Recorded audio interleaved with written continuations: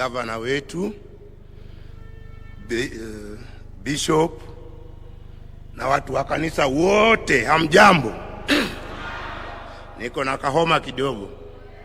Na shukuru mwalimu wetu mbunge kututambulisha. Hiyo inaonyesha ni kiongozi ambaye ako na heshima na watu wake. Kwa hivyo mpe makofi tu moja. Bwana Rais, sisi hapa Kibra, sisi nyinyi na gavana wetu, sisi tunatembea na nyinyi umundu humundu, kwa sababu Jacom alishatufungulia njia. Kwa hivyo wetu fungulia njia pia hapa Kibra. Ile ulifanya Mkuru, tuna support hiyo mradi, kwa sababu sisi pia tuko na mradi kama hiyo.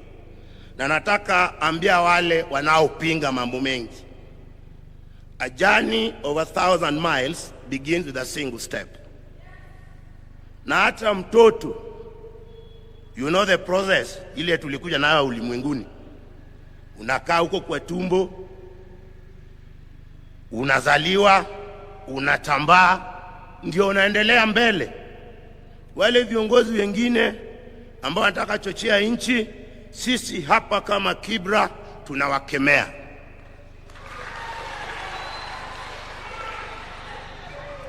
Kwa hivyo hapa Kibra tuko na jenzi pia.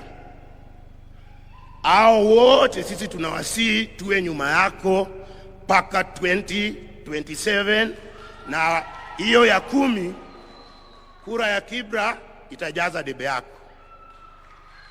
Sina mengi. Nashukuru nyinyi na gavana kuwa gangari. Mtu azikutue hapa Kibra. Tuko na viongozi wa UDA hapa pia, ningependa pia wasimame. Sasa tunafanya pamoja. Niona Chanda, niliona John Paul wametoka. Ndio wale pale. Sisi tunatembea pamoja. Asante sana. Mungu akubariki na kupe maisha mema. Asante. Huyo ni Bago.